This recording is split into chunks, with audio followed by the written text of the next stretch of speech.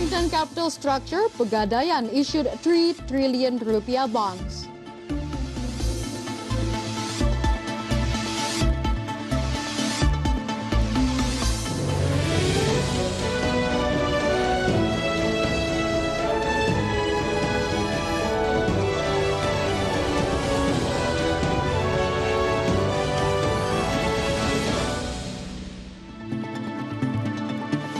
Good afternoon, viewers in Indonesia and Singapore. Market Headlines is ready to provide you a number of informations from business, economic, and capital market sectors. With me, Clara Antawijaya, and this is Market Headlines.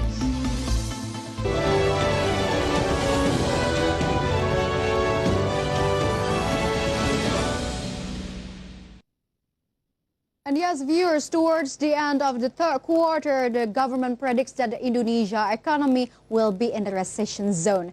The finance minister stated that the contractions in number of sectors that drive the economy is inevitable.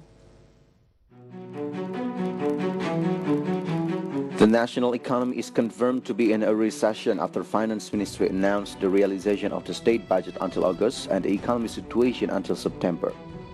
Ministry of Finance, which previously saw the economy in the third quarter minus 1.1 to positive 0.2%, changed the projection to minus 2.9% to minus 1%. In the press conference, Finance Minister Sri Mulyani said that the negative territory in the third quarter will take place in the fourth quarter. In the estimation of the final realization of the third quarter, household consumption as the largest contributor to the economy will contract by minus 3% to minus 1.5%. So that overall at the end of 2020, the growth is projected at minus 1.7% to minus 0.6%. Masih sangat rapuh. Jadi tadi walaupun PMI kita sudah di atas 50, kita masih harus berhati-hati melihat perkembangan dari perekonomian kita di kuartal ketiga ini yang tinggal beberapa minggu dan di kuartal keempatnya. Untuk keseluruhan tahun 2020, proyeksi kami di Kementerian Keuangan adalah antara minus 1,7 hingga minus 0,6. Previously, economic growth in the first quarter of 2020 was still positive 2.97%, while the economy in the second quarter of 2020 was minus 5.32%. If the third quarter was still in the negative zone, then Indonesia officially entered the recession. From Jakarta, Raharjo Patmo for IDX Channel.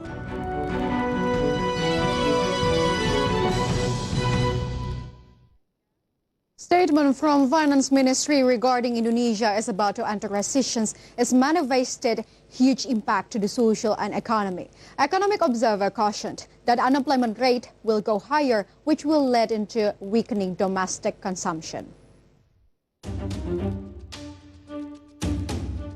The threat of recessions is becoming more real in sight. This is because the Minister of Finance Sri Mulyani Indrawati again gave a signal that economic growth will be minus in the next third quarter. She predicted that economy in the forthcoming third quarter will be minus 2.9% to minus 1.1%. However, the statement is worried to bring dominant effect to social and economy. Through social perspective, economic observer assess that crime rate will incline, whereas people who are already frustrated and need income may commit criminal acts to fulfill their needs. From economic perspective, he assessed that people's purchasing power will also decrease along with major cut income, so that people will prefer to save their money for long-term needs rather to spend their money. Perlu kita perhatikan dengan adanya resesi ini, tentu hal non-ekonomi ya, seperti hal-hal sosial, peningkatan kriminalitas gitu, karena dengan berkurangnya pendapatan, kemudian kondisi yang tidak juga mendukung, ini bisa mendorong meningkatnya kriminalitas di masa pandemi seperti sekarang. He said that government's role is very important, especially in maintaining COVID-19 transmissions, so that business actors can gain its optimism again, so does the people who act as consumers. From Jakarta, Muhammad Olga for IDX Channel.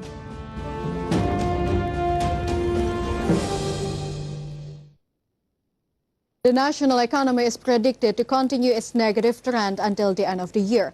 One of the reasons is the Finance Ministry's data, which shows that tax revenue in various sectors deeply contracted compared to the previous year. In a virtual state budget realizations press conference, the Ministry of Finance revealed that until August 2020, tax revenue was still under very heavy pressure. One of the indicators was seen from the tax revenue in the manufacturing sector contracting 16% year-on-year. In addition, trade sector tax revenue contracted by 16.3%. Tax revenue from the financial services and insurance sector contracted 5.5%. Industri pengolahan kontraksinya di 16,0 year on year tahun ini dibandingkan tahun lalu yang juga sudah mengalami kontraksi. Kalau lihat month to month-nya juga terlihat sekali industri pengolahan kontraksinya masih di level 25,1. Agak sedikit lebih baik dari posisi Juli yang minusnya 28, tapi tidak betul-betul perbaikan yang cukup drastis. Makanya tadi saya sampaikan, dilihat dari PMI-nya, dilihat dari impor bahan baku dan barang modalnya, kita masih harus sangat waspada untuk industri pengolahan. Not only that, tax revenue from the warehousing transportation business again recorded negative growth, minus 10.4%, while the mining sector tax contracted by 35.7% year-on-year. From Jakarta, Raharjo Patmo for IDX Channel.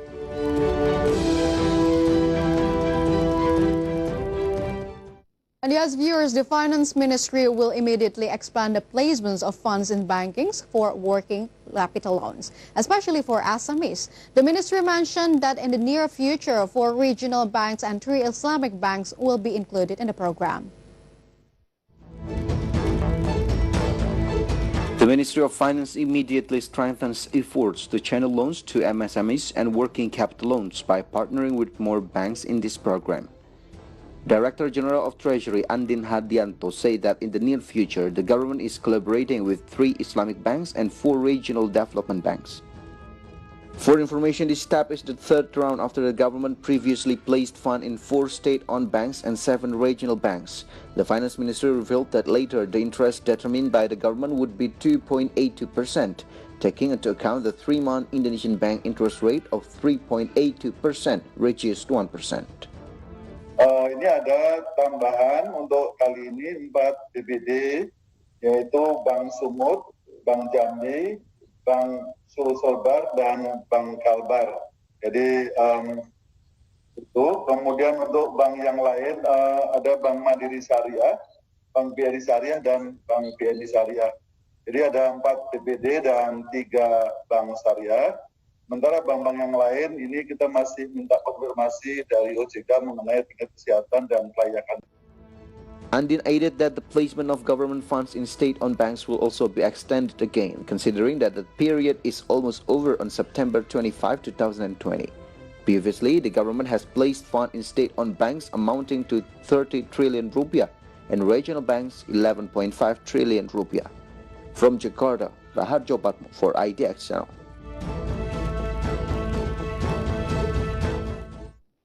And yes, viewers, stay tuned on market headlines because we will be right back with the news coverage regarding merger talks between Gojek and Grab.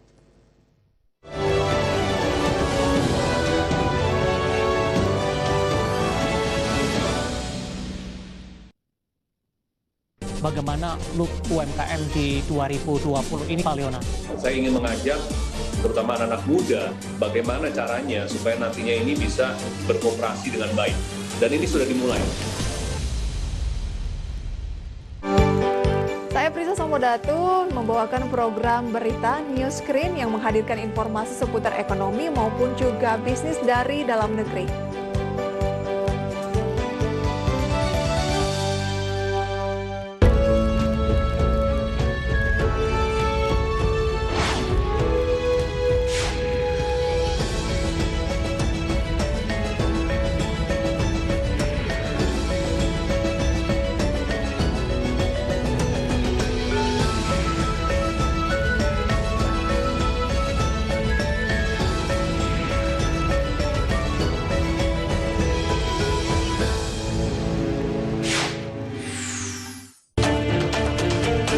pandemi corona memberikan dampak yang signifikan bagi para pelaku usaha. Namun meski demikian, Konfederasi Serikat Pekerja Indonesia atau KSPI meminta kenaikan upah minimum sebesar 8%.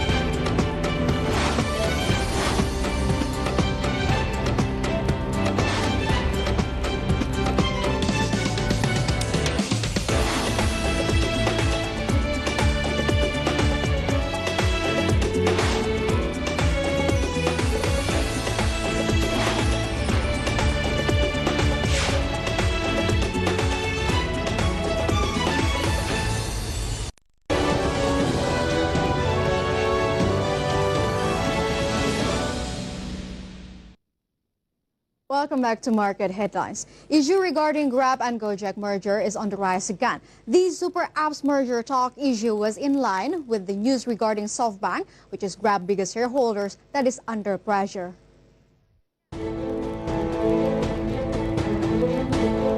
Southeast Asian super apps Grab and Gojek have restarted discussions on the possible merger at the bidding of shareholders, including SoftBank, as the Japanese company's CEO and founder Masayoshi Son backed the deal. The merger talks also becomes the two companies' struggle amid the pandemic. Their valuations have fallen substantially in the secondary market as COVID-19 drags on, according to the report. Citing from the Financial Times, despite Grab being valued at $14 billion at its most recent funding round in 2019, its shares have been trading at 25% discount. In the other hand, Gojek was valued at nearly $10 billion last year, but it has also been selling at steep discount, particularly from early shareholders wanting to exit. Analyst of PitchBook, Asad Hussein, said that the merger could significantly accelerate both Grab and Gojek path to profitability. From all sources, IDX Channel.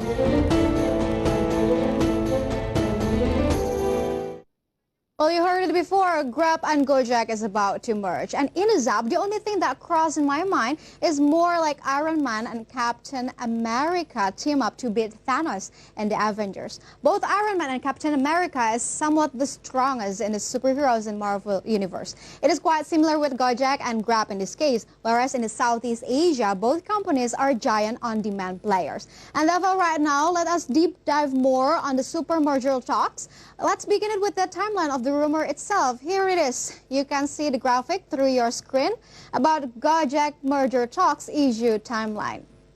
So here it is through your screen. We can see these fresh merger talks comes around February after Grab President Ming Ma and Gojek CEO Andre Sulistyo met. A rumor starts buzzing around, which were then opposed by Grab shareholders and SoftBank and its Visions Fund. And at that time, SoftBank believed that the ride-hailing industry would be a monopoly industry, according to the Financial Times. But in the same month, a spokesperson for Gojek told that the rumor about merger are false. While Grab has made not any public statement yet, but later on in September, a deal being pushed by the SoftBank CEO, Masayoshi Son. SoftBank was pushing for a merger of these two companies after both are a bit suffer financially after COVID-19 seriously affected the market. So through the next graphic, we will see on how Grab and Gojek do business efficiency in the midst of pandemic. Through your screen, we can see how the business efficiencies go. First of all, Gojek is about to terminate 430 workers, which is about 9% of the total workers. While in the other hand, you can see through your screen that Grab has terminated 360 workers, which is 5% of the total workers. And here it is, we can see Gojek that cut 25% of management level salary And Grab did the same way as well, cut senior management level salary. And if we can see it through the Gojek perspective, that stop Go Live and Go Food festival services. Meanwhile, Grab has a vision's deficiency. And in addition, SoftBank and Sun are pushing a potential merger. Comes as no surprise that given SoftBank's ongoing attempts to sell and consolidate its investments following its WeWork debacle last year. SoftBank announced in March that it intended to sell off $41 billion in assets to help pay down debts. And the most notable divestment came from September with the confirmed sale of the ARM Holding Ltd to NVIDIA Corp with a $40 billion deal. Well, in short, if finalized, the merger would create one of the world's most highly valued startups. So let's see the next graphic. Here it is. Through your screen, you can see the valuations of each Grab, with Grab currently holding a $14 billion valuations, and also Gojek in the same hand with the $9 billion. Well, in the Marvel universe, superpower means agility, flexibility, and ability to defeat villain. But in the real world, superpower means valuations. Valuations means money. And superpower means huge deal of money. But potential merger is not guaranteed. The complicating factor is that Alibaba Group Holding Ltd. Alibaba is in talk to invest $3 billion to Grab, but however, the entrance of Alibaba and its associated business will increase regulatory scrutiny because Alibaba investment could also result in the tie-up between Grab and Lazada Group.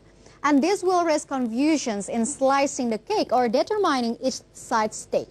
And not only that, there are other challenges within this merger, if it is going to happen. So let's see it through the next graphic. Here it is. Through the next graphic, we can see the challenges. First of all, as you can see, both companies compete in the same market, and it is not healthy at all. And the second one is that there's a monopolistic tendency in here. Well, technically, if we talk from a platform and a technological point of view, the integration step will be better and more practical because there will be not many applications involved. But however, from a business standpoint, it is unfair for providers and consumers not to have any other options.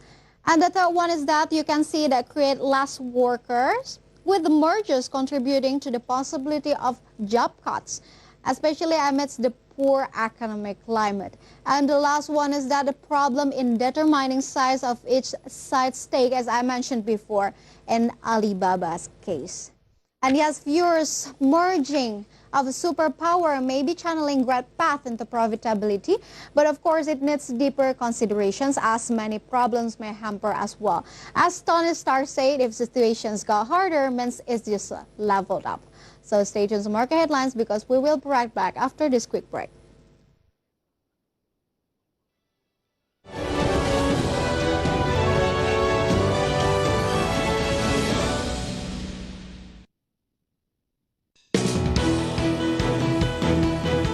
IDX Channel, the Indonesia Stock Exchange channel, is the authorized capital market channel in Indonesia.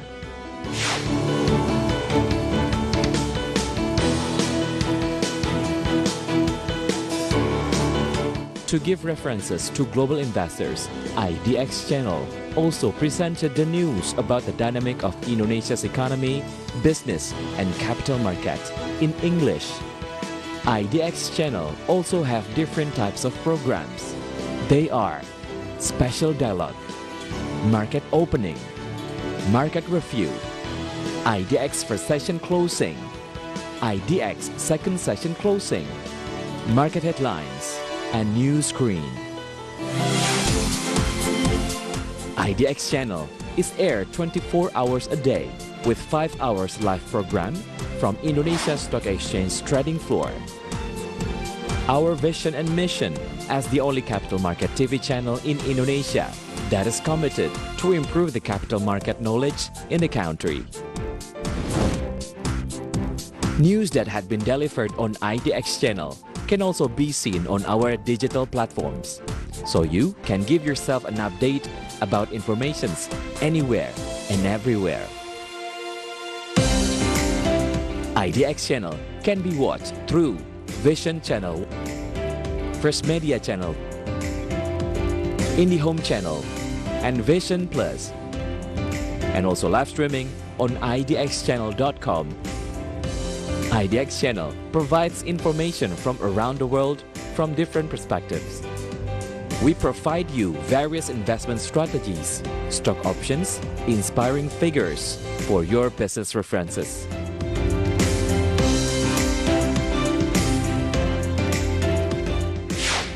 IDX Channel, your trustworthy economic, business, and capital market channel.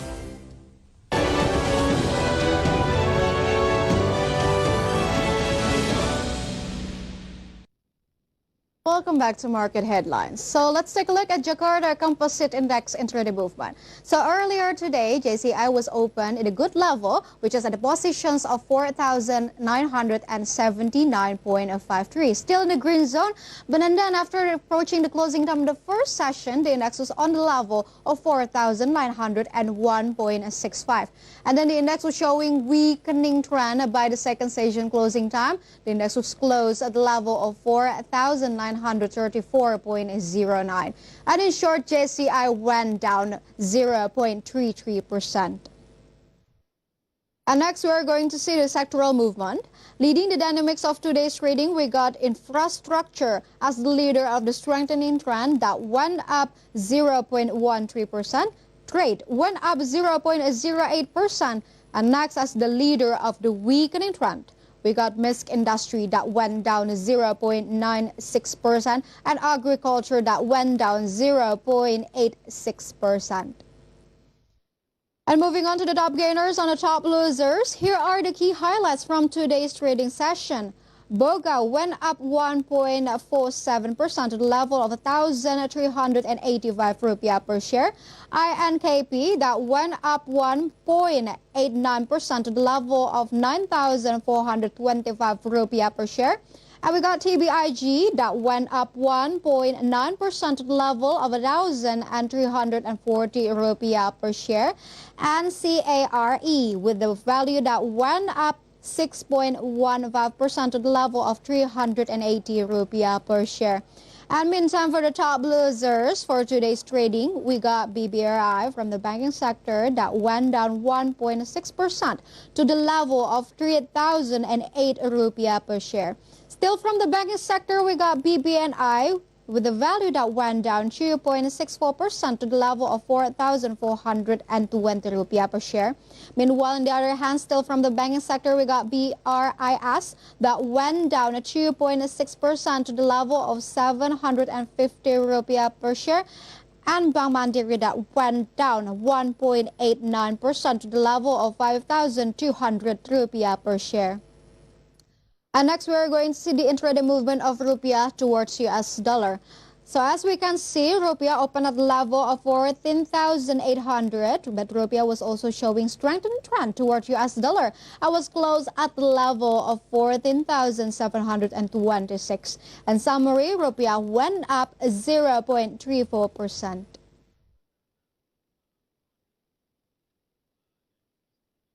And yes, viewers, Indonesia Stock Exchange approved Pegadaian bond issuer. There are two kinds of bonds, which bond shelf registrations for FIS in the third year of 2020, and on the other hand, it's Sukuk Mudarabah 1 phase 3 year 2020. State-owned company Pegadaian is issuing 3.26 trillion worth of bonds and Syariah-compliant bonds, or so-called as Sukuk. This is to strengthen the company's working capital structure. And Indonesia Stock Exchange warmly welcomed the decision.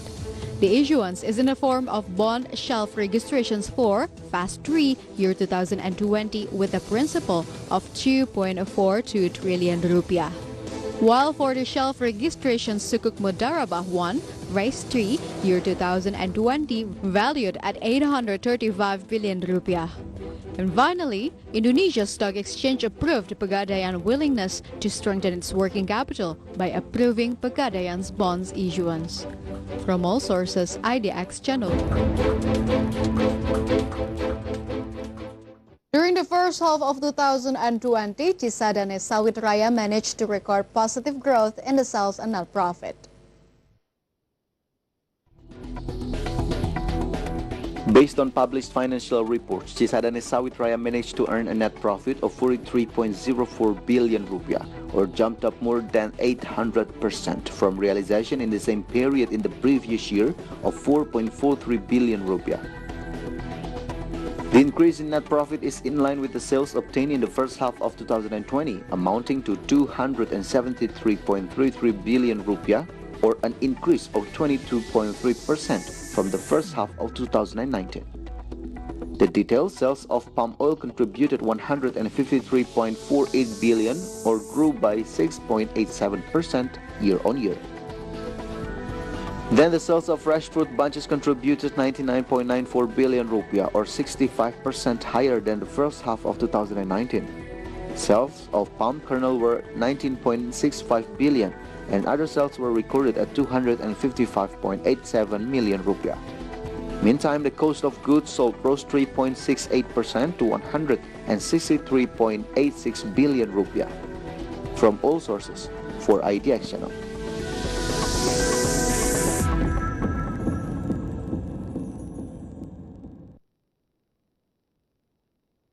And yes, viewers, step aside from market conditions as coronavirus pandemic takes a big role on current economic situations. Here it is an update data about coronavirus globally.